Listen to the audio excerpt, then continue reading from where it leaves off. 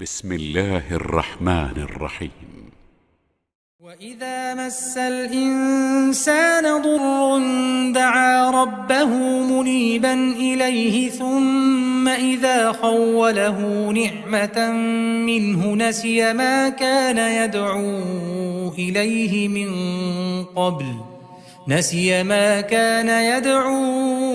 إليه من قبل وجعل لله أندادا ليضل عن سبيله. قل تمتع بكفرك قليلا إنك من أصحاب النار.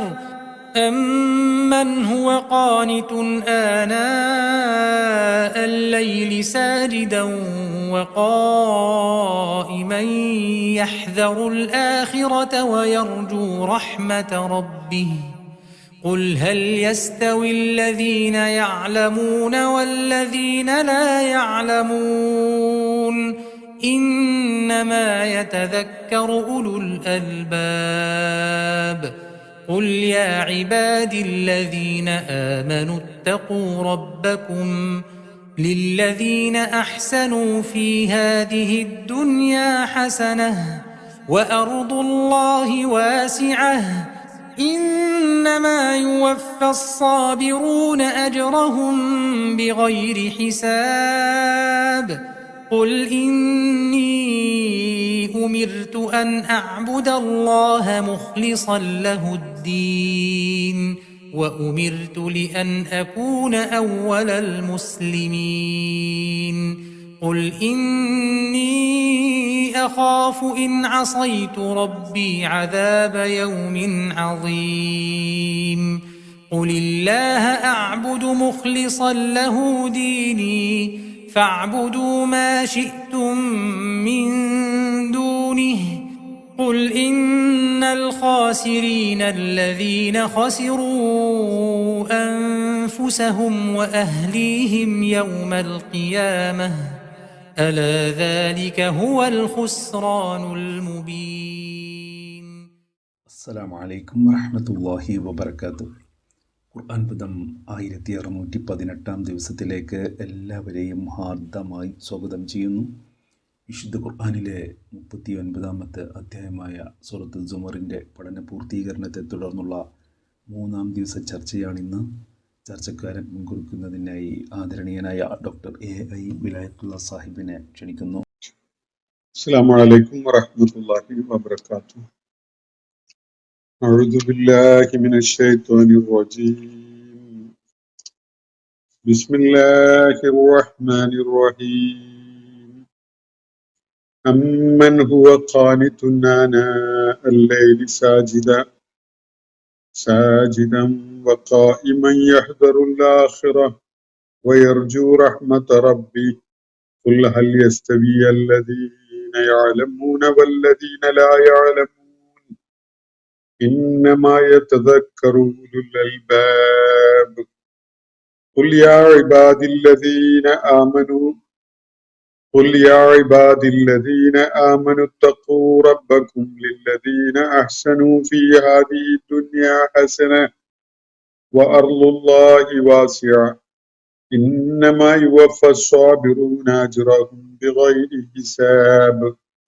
قل إني أمرت أن أعبد الله مخلصا له الدين وأمرت لأن أكون أول المسلمين.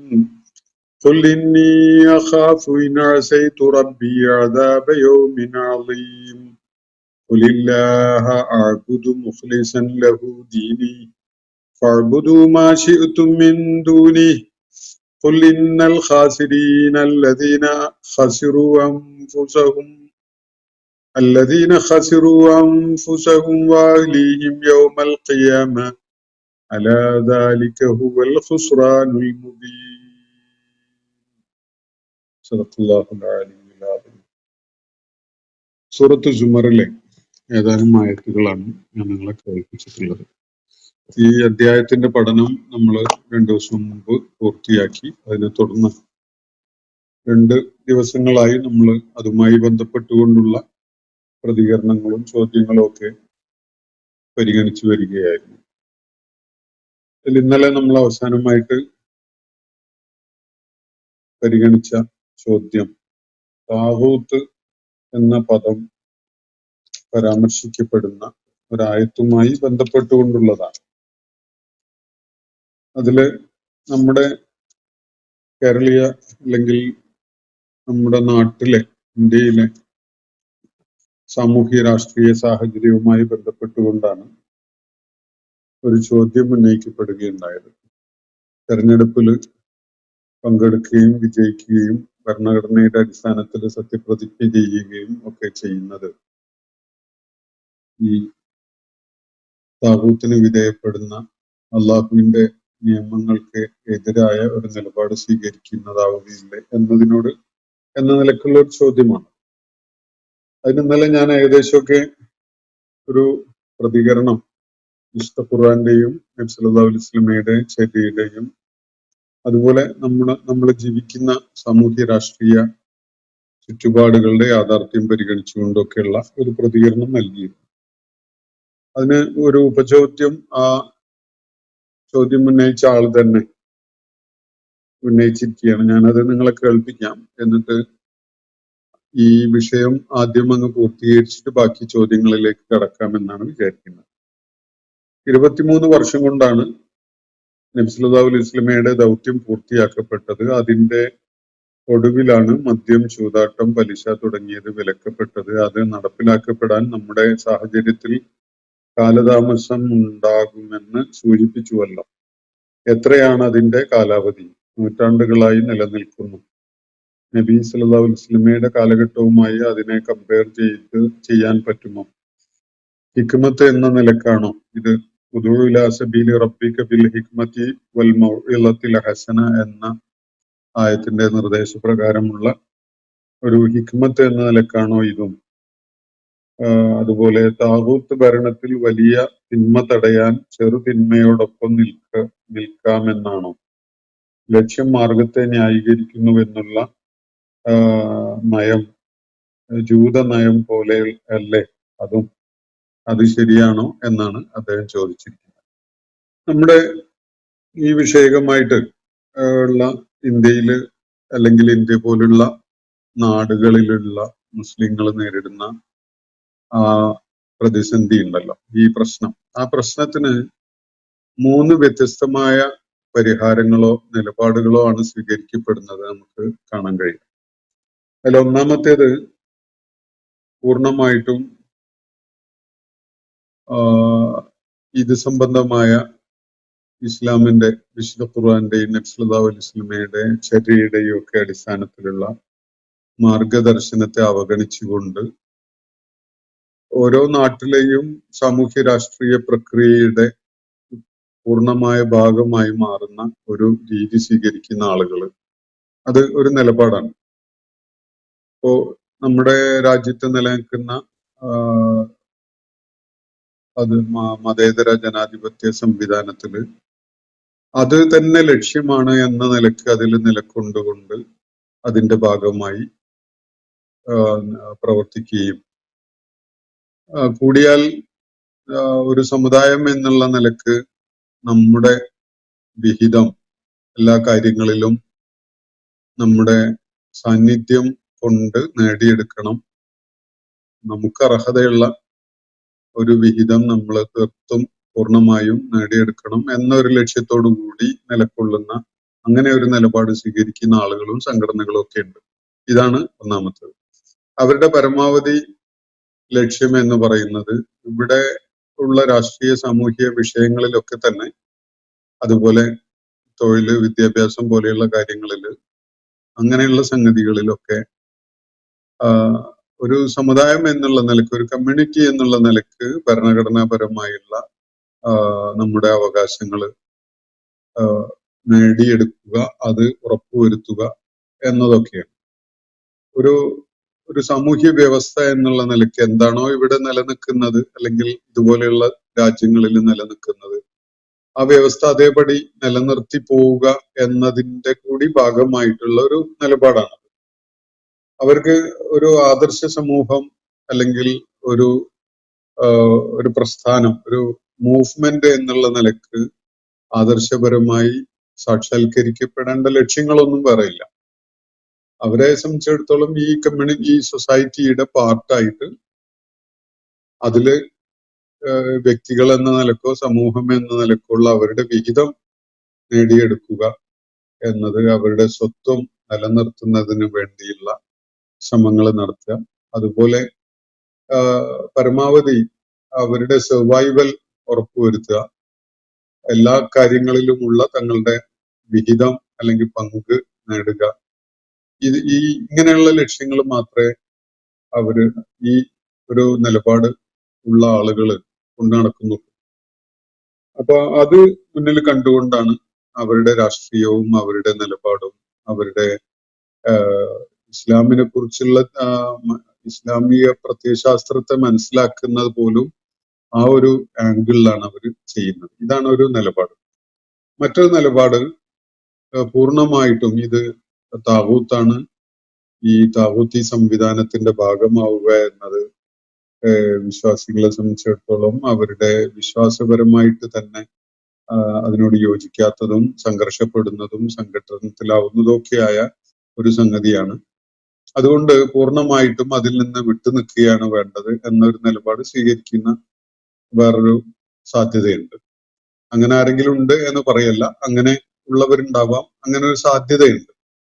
അതായത് പൂർണ്ണമായിട്ട് ഇവിടുത്തെ സാമൂഹ്യ രാഷ്ട്രീയ സംവിധാനങ്ങളിൽ നിന്നും മാറി നിൽക്കുക എന്നുള്ളത്. പക്ഷെ അവര് തന്നെയും ഒരു വ്യക്തികൾ എന്നുള്ള നിലക്ക് 90% കാര്യങ്ങൾ ഈ ഭരണഘടനാ സംവിധാനങ്ങളോട് വിധേയത്വം കാണിച്ചുകൊണ്ടാണ് ഇവിടെ ജീവിക്കേണ്ടി വരുന്നത്. അതൊരു യാഥാർത്ഥ്യമാണ്. അതിനെ ആർക്കും തള്ളിക്കളയാൻ കഴിയില്ല. അതൊരു റിയാലിറ്റിയാണ്.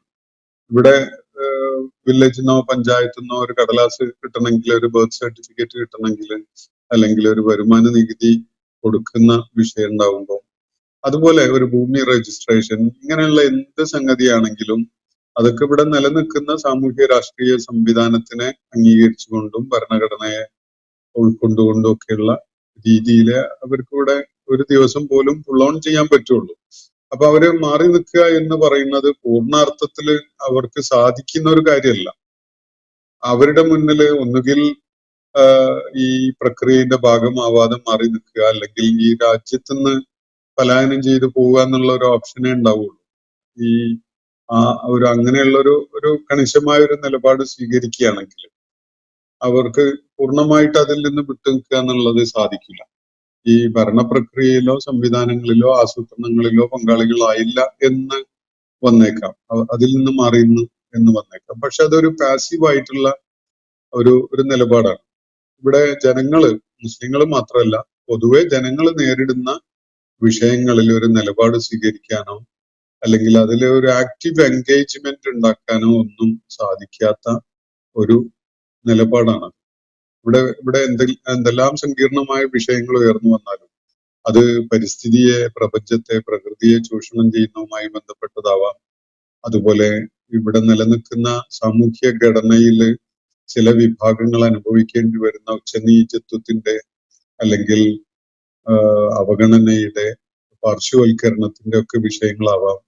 അതുപോലെ വളരെ ഗ്ലെയറിംഗ് ആയിട്ടുള്ള സാമ്പത്തികമായ അനീതിയും അക്രമവും ഒക്കെ ആവാം. സാമുദായികമായ അടിച്ചമർത്തലാവാം. ഇങ്ങനെ പല വിഷയങ്ങളിലും അതിവിടെ ഇങ്ങനെ അരങ്ങേറിക്കൊണ്ടിരിക്കുമ്പോൾ അതില് ആക്റ്റീവ് എൻഗേജ്മെന്റ് എന്നൊരു സംഗതി അവർക്ക് സാധിക്കില്ല. അവര് മാറി നിന്ന് കാഴ്ചക്കാരായി നിൽക്കാനേ സാധിക്കുകയുള്ളൂ ഈ വിഷയത്തില്.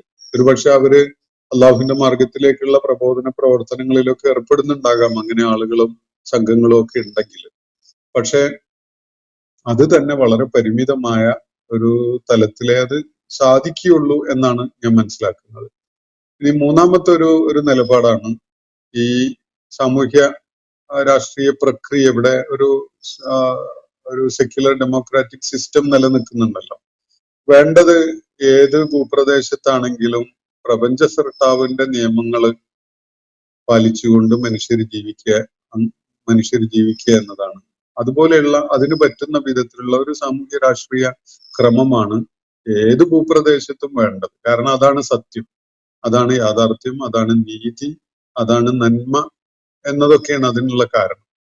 അതുകൊണ്ട് അള്ളാഹുവിന്റെ മാർഗം ഉൾക്കൊണ്ട ആളുകൾ ദൈവിക നിയമങ്ങളാണ് ജീവിതത്തിൽ, അവരുടെ വ്യക്തി ജീവിതത്തിലും സാമൂഹ്യ രാഷ്ട്രീയ ജീവിതത്തിലും ഒക്കെ പിന്തുടരേണ്ടത് എന്നതാണ് വസ്തുത. പക്ഷെ അങ്ങനെ അതിന് വേണ്ട സാഹചര്യമോ അല്ലെങ്കിൽ ജനപിന്തുണയോ ഒക്കെ ഉള്ള ഇടങ്ങളിൽ മാത്രമേ അത് പ്രായോഗികമായിട്ട് ആവുകയുള്ളൂ. ഇതാണ് ഞാൻ ഇന്നലെ പ്രതികരിച്ചപ്പോ സൂചിപ്പിച്ചത്. മക്കയിൽ നബി സല്ലല്ലാഹു അലൈഹി വസല്ലം ദൗത്യം ആരംഭിച്ച് ഒരു 23 വർഷം പിന്നിട്ടതിന് ശേഷമാണ് ഇസ്ലാമിന്റെ നിയമങ്ങൾ, ദൈവിക നിയമങ്ങൾ നടപ്പിലാക്കപ്പെടുന്ന ഒരവസ്ഥ അല്ലെങ്കിൽ ഒരു സാഹചര്യം സംജാതമാവുന്നത്. സൂചിപ്പിക്കപ്പെട്ട മദ്യം, മയക്കുമരുന്ന്, ചൂതാട്ടം, പലിശ പോലെയുള്ള വിഷയങ്ങളിലൊക്കെ തന്നെ നബി സല്ലല്ലാഹു അലൈഹി വസല്ലമയുടെ ആ മാതൃകാ സമൂഹത്തിന് തന്നെ ദൈവിക നിയമങ്ങൾ നടപ്പിലാക്കാൻ സാധിക്കുന്നത് ഈ ഒരു പരിശീലന പ്രക്രിയയുടെ ഒരു 2 ദശാബ്ദങ്ങൾ പിന്നിട്ടതിന് ശേഷമാണ്. നമ്മുടേത് പോലെയുള്ള സാമൂഹ്യ സാഹചര്യത്തില് ഒന്ന്, ഇസ്ലാമിക സമൂഹം യുണൈറ്റഡ് അല്ല, സംഘടിതമല്ല, അവർക്കൊരു നേതൃത്വമില്ല, ലക്ഷ്യമില്ല, ദിശാബോധമില്ല. ഇങ്ങനെയൊക്കെയുള്ള ഒരു അവസ്ഥയാണ് നിലനിൽക്കുന്നത്. ഒരു നൂറ്റാണ്ടോ 2 നൂറ്റാണ്ടോ ഈ സാഹചര്യത്തിൽ ജീവിച്ച് പ്രയത്നങ്ങളിൽ ഏർപ്പെട്ടുകൊണ്ടാണെങ്കിലും എന്ത് ലക്ഷ്യം കൈവരിക്കണം എന്നതിനെ കുറിച്ച് പോലും ഒരു പൊതുവായ ധാരണ മുസ്ലിം സമൂഹത്തെ സംബന്ധിച്ചിടത്തോളം, മുസ്ലിം ഉമ്മത്തിനെ സംബന്ധിച്ചിടത്തോളം ഉണ്ടായിട്ടില്ല.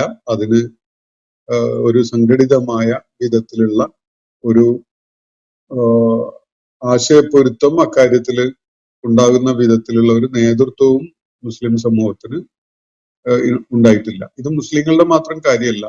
നീതി പുലരണമെങ്കിൽ സമൂഹത്തിൽ എല്ലാ വിഭാഗങ്ങളും അവരർഹിക്കുന്ന അവകാശങ്ങളും വിഹിതവും ഒക്കെ കിട്ടുന്ന ഒരു സാഹചര്യം ഉണ്ടാവണമെങ്കിൽ ദൈവികമായ നീതി വ്യവസ്ഥ നടപ്പിലായാലേ അതുണ്ടാവുള്ളൂ. അത് ഉണ്ടാവാത്ത ഒരു സമൂഹത്തിലും വിവിധ വിഭാഗങ്ങളുടെ അവകാശവും അർഹതയും അവരുടെ വിഹിതവും ഒക്കെ അവർക്ക് നൽകപ്പെടുന്ന, അവർക്ക് ലഭിക്കുന്ന ഒരവസ്ഥ സംജാതമാവുക എന്നത് ഇമ്പോസിബിളായ, സാധ്യമല്ലാത്തൊരു സംഗതിയാണ്. അപ്പൊ ഈ ഒരു അവസ്ഥ നിലനിൽക്കുന്ന ഒരു സാഹചര്യത്തില് ഈ 3 സാധ്യതകളിൽ ഏതാണ് ശരി എന്നത് മുസ്ലിം സമൂഹം അവരുടെ പണ്ഡിതന്മാരും നേതാക്കന്മാരും ഒക്കെ ഇജ്തിഹാദ് ചെയ്യേണ്ടതുണ്ട്. പൂർണ്ണമായിട്ട് ഈ പ്രക്രിയയിൽ നിന്ന് മാറി നിൽക്കുകയാണോ വേണ്ടത്? അതല്ല, ഈ പ്രക്രിയയുടെ ഭാഗമായിട്ട് അങ്ങ് അത് തന്നെയാണ് ലക്ഷ്യം എന്ന നിലക്ക് അതിന്റെ ഭാഗമായി നിലകൊള്ളുകയാണോ? അങ്ങനെ ആവുമ്പോൾ മുസ്ലിം കമ്മ്യൂണിറ്റി, ഒരു ഉമ്മത്ത് എന്നുള്ള നിലക്ക് അവർക്ക് വ്യത്യസ്തമായ താല്പര്യങ്ങളോ ലക്ഷ്യങ്ങളോ ആദർശപരമായ ദിശയോ ഒന്നും ഉണ്ടാവില്ല. അവർ ഇവിടുത്തെ ഒരു ഒഴുക്കിന്റെ ഭാഗമായിട്ടേ ഉണ്ടാവുള്ളൂ. ആദർശപരമായ ഒരു പ്രത്യേകതയോ എടുത്തു പറയാവുന്ന മേന്മയോ ഒന്നും അവർക്ക് ഉണ്ടാവില്ല. മാത്രവുമല്ല, അവർക്ക് സമൂഹത്തിലെ വിവിധ വിഭാഗങ്ങളുടെ ഉന്നമനത്തിന്, വിമോചനത്തിന് വേണ്ടിയിട്ടുള്ള ഒരു പ്രയത്നവും ഒരു ലക്ഷ്യമൊന്നും ഉണ്ടാവില്ല. അപ്പോ രണ്ടാമത്തെ ഈ ഇവിടുത്തെ സിസ്റ്റത്തിന്റെ ഭാഗമായി മാറുന്ന ആളുകളുടെ നിലപാടിന്റെ ഒരു പ്രത്യേകതയാണ് ഞാൻ സൂചിപ്പിച്ചത്. പൂർണ്ണമായിട്ട് മാറി നിൽക്കുന്ന ആളുകള് ഏത് കാലത്താണ് ഈ ചോദ്യം ഉന്നയിച്ച ആള് ചോദിച്ച പോലെ ഈ ലക്ഷ്യങ്ങളിലേക്ക് എത്തുക എന്നത് പോലും സങ്കല്പിക്കാൻ പറ്റില്ല. കാരണം അവർക്ക് ആക്റ്റീവ് എൻഗേജ്മെന്റ് ഇല്ല. ഈ പൊളിറ്റിക്കൽ പ്രോസസ്സിൽ അല്ലെങ്കിൽ ഇവിടുത്തെ സോഷ്യൽ പ്രോസസ്സിൽ ഒരു ആക്റ്റീവ് എൻഗേജ്മെന്റ് ഇല്ലാതെ മാറി നിൽക്കുക എന്നത് വലിയ അളവോളം സ്വയം സ്വയം ഇല്ലാതായിക്കൊണ്ടിരിക്കാൻ അല്ലെങ്കിൽ ചുരുങ്ങി പോവാൻ കൂടി കാരണമാവുന്ന ഒരു സംഗതി ആവാനേ സാധ്യതയുള്ളൂ. മൂന്നാമത്തെ സംഗതിയാണ് ഇതില് എനിക്ക് അഭികാമ്യമായിട്ട് തോന്നുന്നത്. അത് ആരെങ്കിലും ചെയ്യുന്ന ഏതെങ്കിലും ഒരു മോഡൽ ശരിയാണ് എന്ന് ഞാൻ പറയല്ല. പല മോഡലുകളും ഈ വിഷയത്തില് പലരും പ്ലേ ചെയ്ത് നോക്കുന്നുണ്ട്. അത് ഏതാണ് കൂടുതൽ ശരി എന്നതൊക്കെ തീരുമാനിക്കപ്പെടേണ്ടത് എന്ത് അവര് ലക്ഷ്യം വെക്കുന്നു, അവര് മാർഗദർശനമായിട്ട് എന്തിനെ സ്വീകരിക്കുന്നു എന്നതൊക്കെ അടിസ്ഥാനപ്പെടുത്തിക്കൊണ്ടാണ്.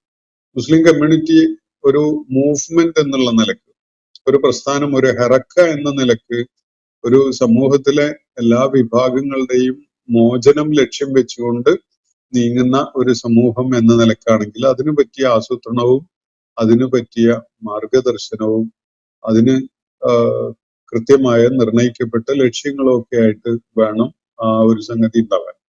ഇത് ക്ലിയർലി ഡിഫൈൻഡ് ആയാലും ഡിഫൈൻഡ് അല്ലെങ്കിലും ചില സംഘടിത വിഭാഗങ്ങളൊക്കെ ഇങ്ങനെയുള്ള ഒരു രാഷ്ട്രീയ സാധ്യത, പൊളിറ്റിക്കൽ എൻഗേജ്മെന്റ് എന്നൊരു സാധ്യതയെ പ്രയോജനപ്പെടുത്തുന്നത് നമുക്ക് കാണാൻ കഴിയുന്നുണ്ട്. അത് പരീക്ഷണാത്മകമാണ്. അത് വിജയിക്കുമെന്നോ അല്ലെങ്കിൽ അതാണ് കൃത്യമായിട്ടും ശരിയെന്നോ ഒന്നും പറയാൻ ഞാൻ ആളല്ല.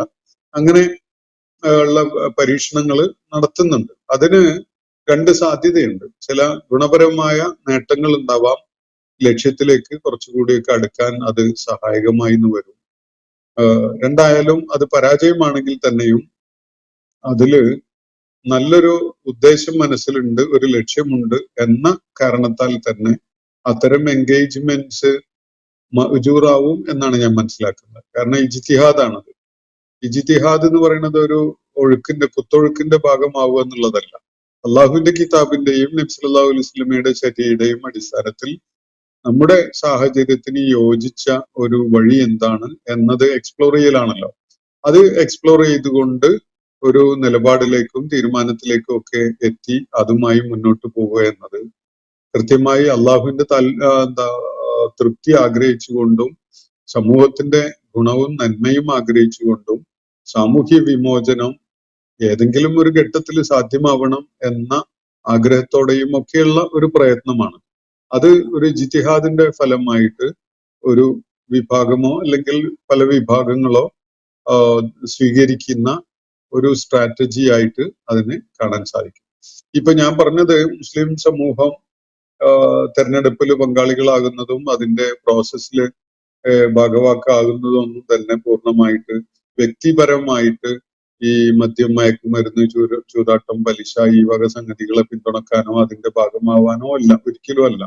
വ്യക്തിപരമായിട്ട് അവർക്ക് അവരുടെ സാധ്യത അനുസരിച്ച് അതിൽ നിന്നൊക്കെ പൂർണ്ണമായിട്ട് മാറി നിൽക്കാൻ പറ്റുന്ന സ്ട്രാറ്റജീസ് അവർക്ക് കണ്ടെത്താം. പക്ഷെ ഒരു സമൂഹം എന്ന നിലയ്ക്ക് ഇവിടെ നിലനിൽക്കുന്ന ചില യാഥാർത്ഥ്യങ്ങളാണ് ഇതൊക്കെ തന്നെ.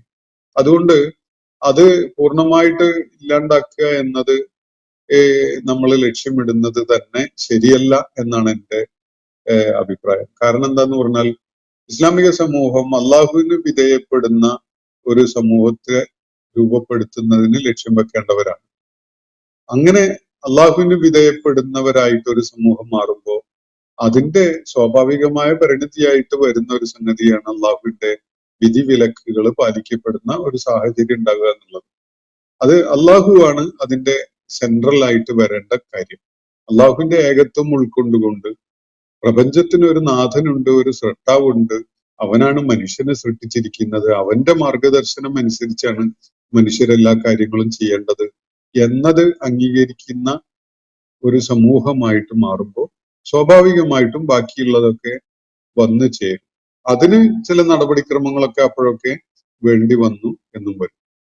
അല്ലാതെ ഇമ്മീഡിയറ്റ് ആയിട്ട് ഈ സമൂഹത്തില് ഈ വക സംഗതികൾ, പലിശ, മദ്യം, മയക്കുമരുന്ന്, ചൂതാട്ടം ഇതൊക്കെ ഇല്ലാണ്ടാക്കാം എന്ന് ലക്ഷ്യമിടുന്നതിന് അർത്ഥമില്ല. അത് അള്ളാഹുവിനെ തിരിച്ചറിഞ്ഞ, അള്ളാഹുവിന് വിധേയപ്പെട്ട, സത്യം ഉയർത്തിപ്പിടിച്ചുകൊണ്ട് സമൂഹത്തിന്റെ വിമോചനത്തിന് വേണ്ടി പ്രയത്നിക്കുന്ന ആളുകൾക്ക് പിന്നീട് സ്വാഭാവികമായിട്ട് വന്നു ചേരുന്ന അവർക്ക് യാഥാർത്ഥ്യമാക്കാൻ കഴിയുന്ന ഒരു കാര്യം മാത്രമാണ് ഈ സംഗതികൾ വിഭാടനം ചെയ്യുക എന്ന ഒരു സംഗതി. അത് ഒരു സമൂഹത്തില് ബഹുഭൂരിപക്ഷം ഇസ്ലാമിക ആദർശത്തെ അംഗീകരിക്കാത്തവരായി നിലകൊള്ളുന്ന കാലത്തോളം നമുക്കത് ആരുടെയും മേൽ അടിച്ചേൽപ്പിക്കുക എന്നുള്ളത് സാധ്യമല്ല. അത് വേണ്ടതുമില്ല. അത് അള്ളാഹു അങ്ങനെ ആവശ്യപ്പെട്ടിട്ടുള്ള ഒരു കാര്യവുമല്ല. നമ്മളോടാണ് മദ്യം ഉപേക്ഷിക്കാൻ, പലിശ ഉപേക്ഷിക്കാൻ, അതുപോലെ ഉള്ള നിർദ്ദേശങ്ങളൊക്കെ വിശ്വാസികളോടാണ് അള്ളാഹു നൽകിയിട്ടുള്ളത്. വിശ്വാസികൾക്കാണ് അത് ബാധകമാവുക.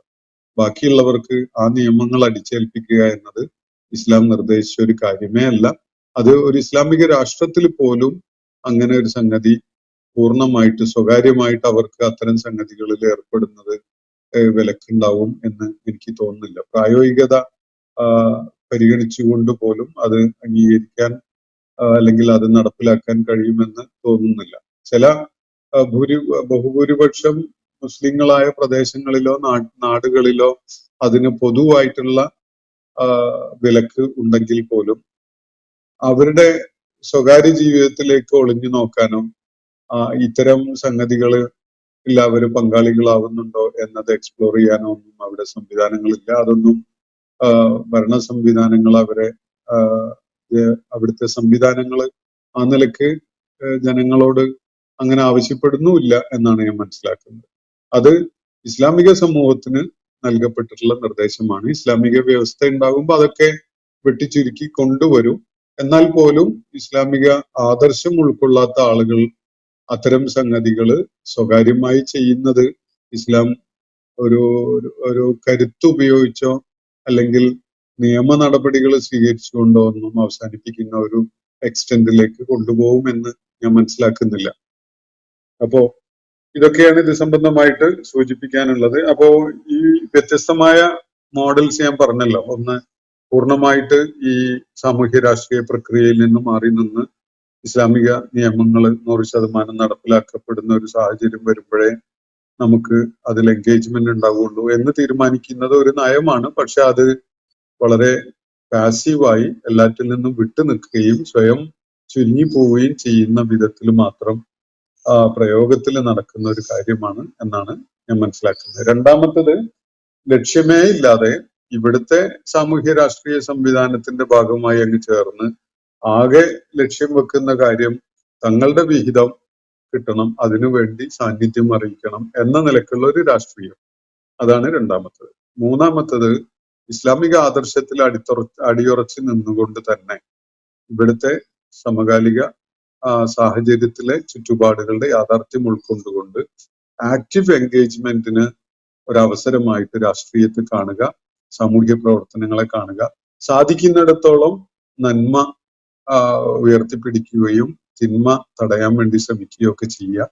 അതേ സമയത്ത് അതിനേക്കാളൊക്കെ വലിയ ലക്ഷ്യമായിട്ട് നമ്മൾ ജീവിക്കുന്ന സമൂഹത്തിലെ ചുറ്റുപാടുമുള്ള ആളുകൾ അള്ളാഹുവിനെ, പ്രപഞ്ച സ്രഷ്ടാവായ അള്ളാഹുവിനെ അംഗീകരിച്ചുകൊണ്ട് അവന്റെ നിയമവ്യവസ്ഥ അംഗീകരിക്കുന്നവരായി മാറുവാൻ വേണ്ട വിധത്തിൽ അവർക്ക് അള്ളാഹുവിന്റെ സന്ദേശം എത്തിച്ചു കൊടുക്കുകയും അവരെ അത് സംബന്ധമായിട്ട് കൂടുതൽ ബോധമുള്ളവരാക്കി മാറ്റുകയൊക്കെ ചെയ്യുക എന്നതിന് ഊന്നൽ കൊടുക്കുന്ന ഒരു രീതിയാണ്. അപ്പൊ ഈ 3 രീതികളിൽ ഏറ്റവും ശരിയായിട്ട് എനിക്ക് തോന്നിയിട്ടുള്ളത് ഈ മൂന്നാമത്തെ രീതിയാണ്.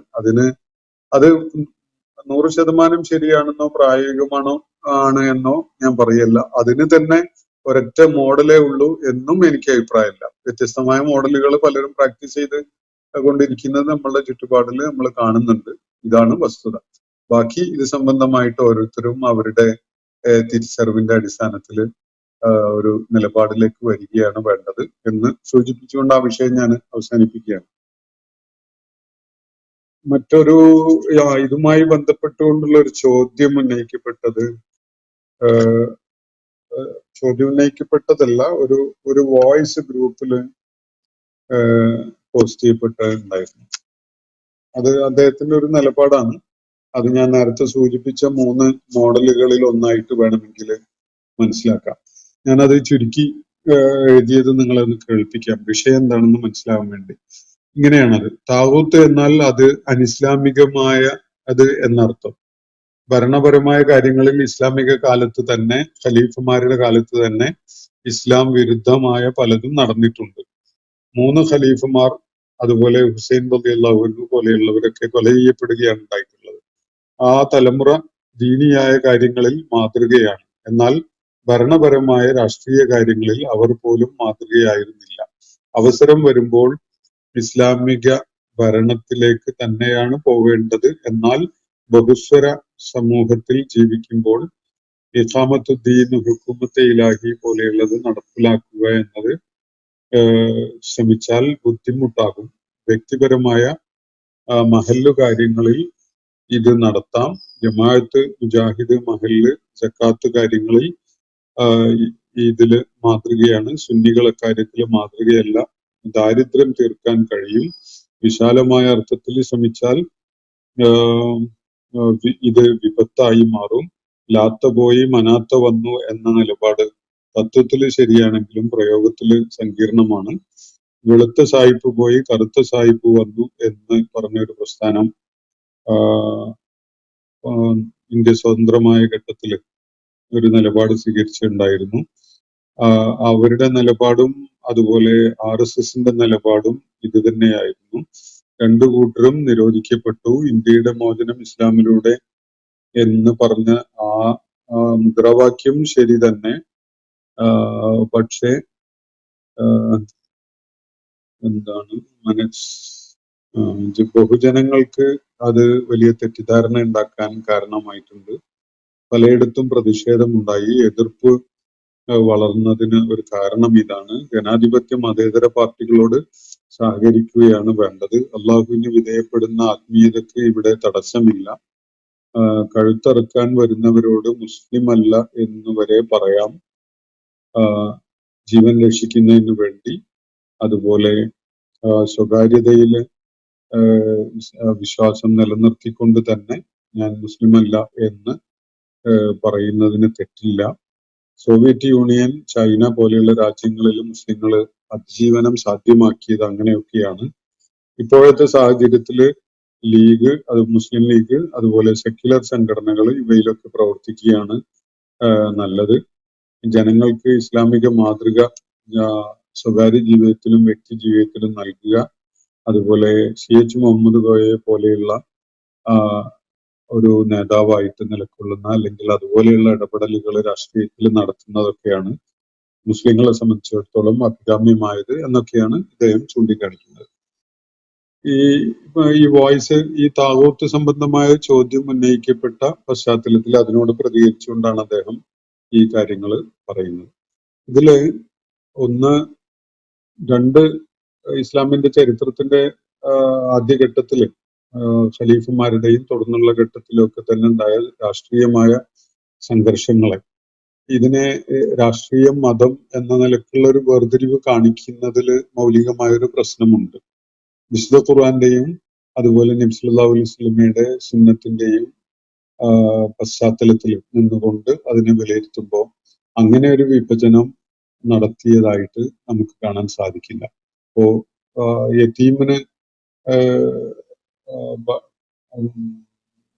യതീമിന്റെ അവകാശങ്ങൾ സ്ഥാപിക്കുന്നതിനും അതിന് യതീമിന്റെ ക്ഷേമത്തിനു വേണ്ടി പ്രവർത്തിക്കുന്നതും ഒരാൾ ചെയ്യാതിരിക്കുന്നതോ അല്ലെങ്കിൽ തടയുന്നതോ പ്രോത്സാഹിപ്പിക്കാതിരിക്കുന്നതോ ഒക്കെ പോലും ദീനിനെ കളവാക്കുന്ന ഒരു സംഗതിയായിട്ട് വിശുദ്ധ ഖുർആൻ ചൂണ്ടിക്കാണിക്കുന്നുണ്ട്. അറഅയ്തല്ലദീ യുകദ്ദിബു ബിദ്ദീൻ ഫദാലിക അല്ലദീ യദഉൽ യതീം ഫലാ യഹുല്ലു അലാ തആമിൽ മിസ്കീൻ എന്നൊക്കെ പറയുന്നത് നമ്മൾ കാണുന്നുണ്ട്. അപ്പൊ ഇത് ഒക്കെ സൂചിപ്പിക്കുന്നത് ഇസ്ലാം വളരെ ഹോളിസ്റ്റിക് ആയിട്ടുള്ള ഒരു റിലിജനാണ്.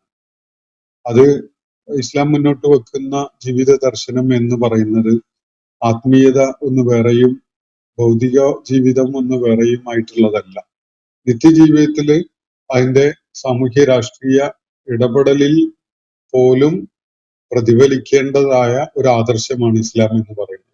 അതിന് ആത്മീയത എന്ന വിധത്തില് അനുഷ്ഠാനങ്ങള്, അതുപോലെ ആരാധന, ഇതൊക്കെയാണ് ഇസ്ലാം, അതുമാത്രമാണ് ഇസ്ലാം, അതും മറ്റതും തമ്മിൽ ബന്ധം വേണ്ടതില്ല എന്ന ഒരു വാട്ടർ ടൈറ്റ് കമ്പാർട്ട്മെന്റ് ആക്കി കാണുന്നത് ഒരുപക്ഷെ ഇസ്ലാമിക ലോകത്ത് പല വിധത്തിലുള്ള സെറ്റ് ബാക്ക്, തിരിച്ചടികൾ ഉണ്ടായ കാലഘട്ടത്തിലൊക്കെ ആയിട്ട് രൂപപ്പെട്ടു വന്നതാവാനിടയുണ്ട്. പക്ഷെ അത് ഖുർആനോ സുന്നത്തോ പഠിപ്പിക്കുന്ന ഒരു ദീനല്ല എന്നതാണ് നമുക്ക് കൃത്യമായിട്ടും ബോധ്യപ്പെടുന്ന കാര്യം. ഞാൻ മനസ്സിലാക്കുന്നത് അദ്ദേഹത്തിന്റെ അനുഭവങ്ങളുടെയും അതുപോലെ നമ്മുടെ രാജ്യത്തെ പിന്നിട്ട കാലത്തെ സംഭവങ്ങളുടെയൊക്കെ അടിസ്ഥാനത്തിൽ എത്തിച്ചേർന്ന ഒരു നിലപാടോ അല്ലെങ്കിൽ ഒരു ആറ്റിറ്റ്യൂഡോ ഒക്കെ ആയിരിക്കും ഇത്. കേവലമായ സർവൈവൽ എന്ന കാര്യം, അതിജീവനം മാത്രം ലക്ഷ്യം വെച്ചുകൊണ്ട് നിലകൊള്ളുന്ന ഒരു സമൂഹത്തെ സംബന്ധിച്ചിടത്തോളം വളരെ അപ്പീലിംഗ് ആയിട്ട് വളരെ നല്ലതായിട്ടൊക്കെ തോന്നും. പക്ഷെ ഒരു ആദർശ സമൂഹം ഒരു സാമൂഹ്യ വിമോചനത്തിന് വേണ്ടി സമൂഹത്തിന്റെ അപ്ലിഫ്റ്റ് ഉദ്ദേശിച്ചുകൊണ്ട് ഈ നബി സല്ലല്ലാഹു അലൈഹി വസല്ലം നിർവഹിച്ച പോലെയുള്ള ദൗത്യം നിർവഹിക്കാൻ, അതിന്റെ തുടർച്ച നിർവഹിക്കാൻ ആഗ്രഹിക്കുന്ന, അതാണല്ലോ ഇസ്ലാം നമ്മളോട് ആവശ്യപ്പെടുന്ന കാര്യം. അങ്ങനെ അതിനു വേണ്ടി പ്രയത്നിക്കുന്ന ആളുകളെ സംബന്ധിച്ചിടത്തോളം ഈ സൂചിപ്പിക്കപ്പെട്ടത് ഒരു പരിഹാരമോ ഒരു ശരിയായ സംഗതിയോ ഒന്നുമല്ല. താൽക്കാലികമായ ചില ഒരു അതിജീവനം സാധിക്കും, നമുക്കിവിടെ ജീവിക്കാൻ പറ്റിയെന്ന് വരും. അങ്ങനെയൊക്കെയുള്ള വളരെ പരിമിതമായ, അങ്ങനെയല്ല ഇസ്ലാമിന്റെ പ്രഖ്യാപിത ലക്ഷ്യം തന്നെ ഹുവല്ലദീ അർസല റസൂലഹു ബിൽ ഹുദാ വദീനിൽ ഹഖ്, സത്യമതവും സത്യദീനും അതുപോലെ സന്മാർഗവും ആയിട്ട് തന്റെ ദൂതനെ നിയോഗിച്ചയച്ചത് അള്ളാഹുവാണ്.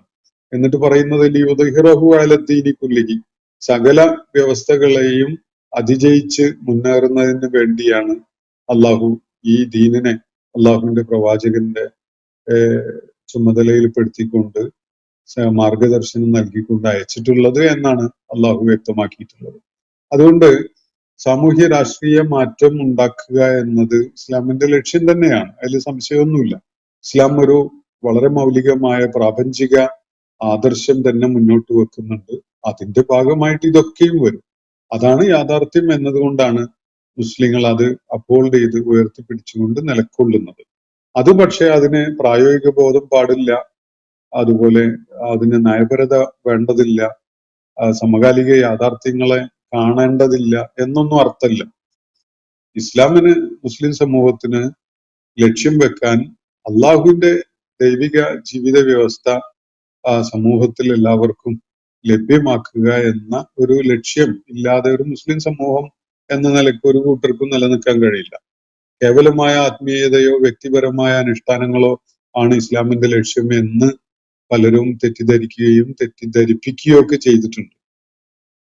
അള്ളാഹുവിന്റെ പ്രവാചകൻ ചങ്ങലക്കെട്ടുകള് അല്ലെങ്കിൽ അറുത്തു മാറ്റുന്നവനും ഭാരമിറക്കി വെക്കുന്നവനും സമൂഹത്തിന് വിമോചനം നേടിക്കൊടുക്കുന്നവനുമാണ് എന്ന വിധത്തിൽ ഖുർആൻ പരാമർശിക്കുന്നത് നമ്മൾ പിന്നിട്ട സൂറത്തുകൾ പഠിച്ചപ്പോൾ കണ്ടതാണ്. അതൊക്കെ ഇസ്ലാമിന്റെ വളരെ പ്രധാനപ്പെട്ട കാര്യങ്ങൾ തന്നെയാണ്. കേവല ആത്മീയതയോ കേവലമായ അനുഷ്ഠാനങ്ങളോ അല്ലെങ്കിൽ അങ്ങനെയുള്ള സംഗതികൾ. ഇനി ഇസ്ലാമിക ആദർശം ജനങ്ങളിലേക്ക് എത്തിക്കുന്നതിന് ഇവിടെ സൂചിപ്പിക്കപ്പെട്ട വിധത്തിലുള്ള സ്വകാര്യതകളിലുള്ള ദീന് പ്രാക്ടീസ് ചെയ്തുകൊണ്ട് ആരെങ്കിലും അത് കണ്ട് മനസ്സിലാക്കി ഉൾക്കൊള്ളട്ടെ എന്നൊരു നിലപാട് സ്വീകരിക്കുന്നതും ഇസ്ലാമിന്റെ മാതൃകയല്ല. നബി സല്ലല്ലാഹു അലൈഹി വസല്ലം അദ്ദേഹത്തിന്റെ ദൗത്യ നിർവഹണം ആരംഭിച്ച ആദ്യഘട്ടത്തിൽ തന്നെ ചെയ്തൊരു കാര്യം നിങ്ങൾ ശ്രദ്ധിച്ചിട്ടുണ്ടാവും. സഫ മലയുടെ മുകളിൽ കയറി നിന്നിട്ട് ഒരു പ്രഭാതത്തില് എല്ലാ ആ പരിസരത്തുള്ള മുഴുവൻ ഗോത്രങ്ങളിലെയും ആളുകളെ വിളിച്ചു കൂട്ടുകയാണ്. എന്നിട്ട് അവരോട് പ്രഖ്യാപിക്കുകയാണ് അള്ളാഹുവിന്റെ ഏകത്വത്തെ ഉൾക്കൊള്ളണമെന്നും അതിലേക്ക് വരണമെന്നൊക്കെ അവരോട് ആവശ്യപ്പെടുകയാണ്. അവരെ കാത്തിരിക്കുന്നത് വലിയ അപകടമാണ് എന്നത് അവരോട് താക്കീത് ചെയ്യുകയാണ്.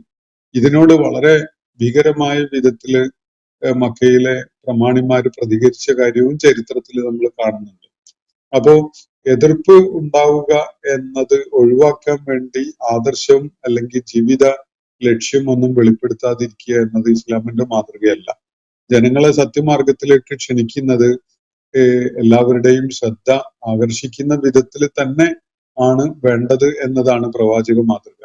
അതുകൊണ്ടാണ് മൂസ അലൈഹി ഇസ്ലാമിനെ അള്ളാഹു ഫറോവയുടെ കൊട്ടാരത്തിലേക്ക് തന്നെ പറഞ്ഞയച്ചിട്ട് കാര്യം പറയാൻ പറയുന്നത്. കാരണം അവിടെ തുടങ്ങണം, അതാണ് അതിന്റെ വിഷയം.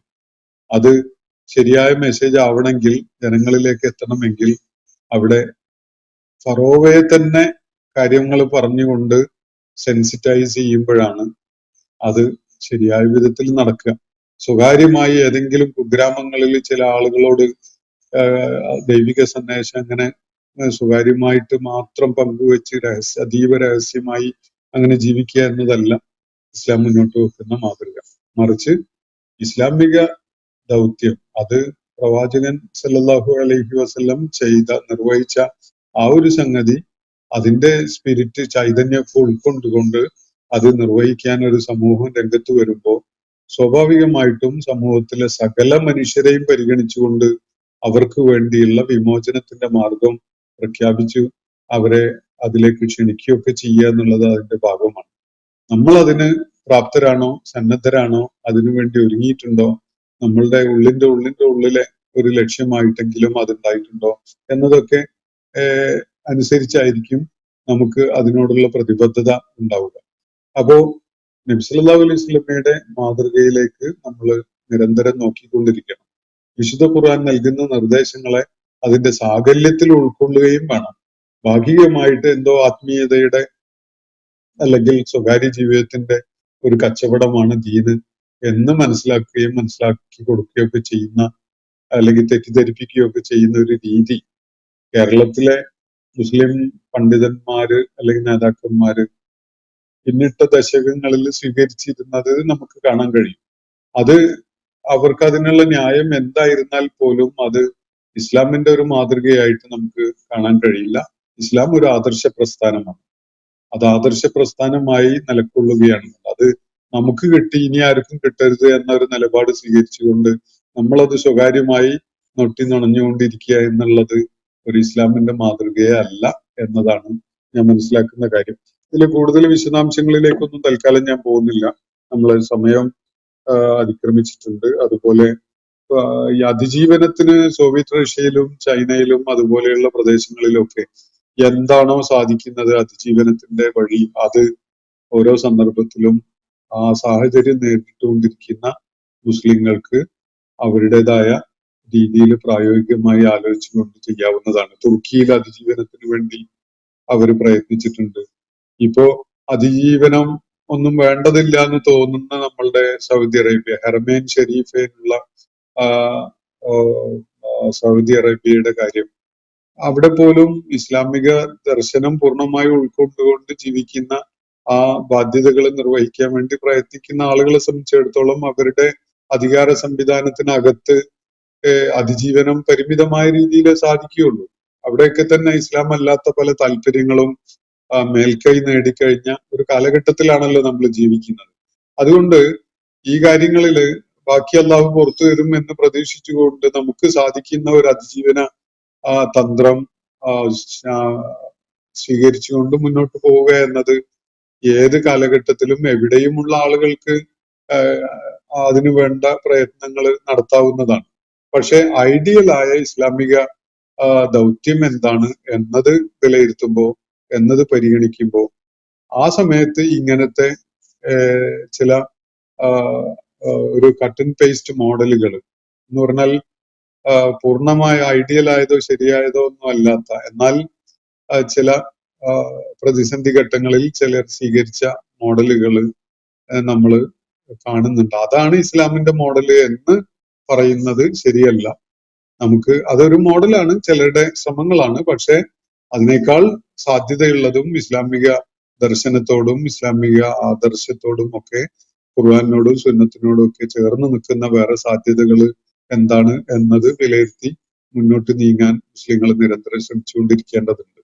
അതിന് ചില മാതൃകകളോ വഴികളോ ഒക്കെ തേടുമ്പോൾ നമുക്ക് നബി സല്ലല്ലാഹു അലൈഹി വസല്ലമയുടെ ജീവിതത്തിലും അതുപോലെ വിശുദ്ധ ഖുർആന്റെ ചില നിർദ്ദേശങ്ങളിലൊക്കെ വ്യക്തമായ മാർഗദർശനം ലഭിക്കും എന്നാണ് ഞാൻ മനസ്സിലാക്കുന്നത്. ഇത്രയും പറഞ്ഞുകൊണ്ട് ഈ വിഷയം ഞാൻ ഇവിടെ അവസാനിപ്പിക്കുകയാണ്. ഇത് അനന്തമായി നീട്ടിക്കൊണ്ടുപോകാൻ പറ്റുകയില്ല എന്നതുകൊണ്ടാണ്. ഞാൻ എല്ലാ കാര്യങ്ങളൊന്നും വിശദമായിട്ട് പ്രതിപാദിച്ചിട്ടില്ല, അതിവിടെ ഉദ്ദേശിക്കുന്നുമില്ല. അത് അല്ല ഞാൻ ഉദ്ദേശിക്കുന്നത്. ഈ സൂറത്തുമായി ബന്ധപ്പെട്ടുകൊണ്ട് ഈ താവൂത്ത് എന്ന വിഷയം പരാമർശിക്കപ്പെട്ടതുകൊണ്ട് ഇത്രയും പറഞ്ഞതാണ്. ഇന്നത്തെ സെഷൻ ഞാൻ ഇവിടെ അവസാനിപ്പിക്കുകയാണ്. ഒരു ദിവസം കൂടി ഇൻഷാ അല്ലാഹ് നമുക്ക് ഈ ചോദ്യങ്ങൾക്ക് ഉള്ള പ്രതികരണം നൽകാൻ വേണ്ടി വരും എന്നാണ് ഞാൻ മനസ്സിലാക്കുന്നത്. അല്ലാഹു നമ്മെ എല്ലാവരെയും അനുഗ്രഹിക്കുമാറാവട്ടെ. വാഖിർ ദഅവാനാ അനിൽ ഹംദുലില്ലാഹി റബ്ബിൽ ആലമീൻ. അസ്സലാമു അലൈക്കും വറഹ്മത്തുള്ളാഹി വബറകാതുഹു. ഇന്നത്തെ ഖുർആൻ പദം ഇവിടെ സമാപിക്കുന്നു. ഖുർആൻ പഠനത്തിൽ പങ്കെടുത്ത എല്ലാവർക്കും അല്ലാഹു അർഹമായ പ്രതിഫലം നൽകി അനുഗ്രഹിക്കട്ടെ. വആഖിർ ദഅവാനാ അനിൽ ഹംദുലില്ലാഹി റബ്ബിൽ ആലമീൻ. അസ്സലാമു അലൈക്കും വറഹ്മത്തുള്ളാഹി വബറകാതുഹു.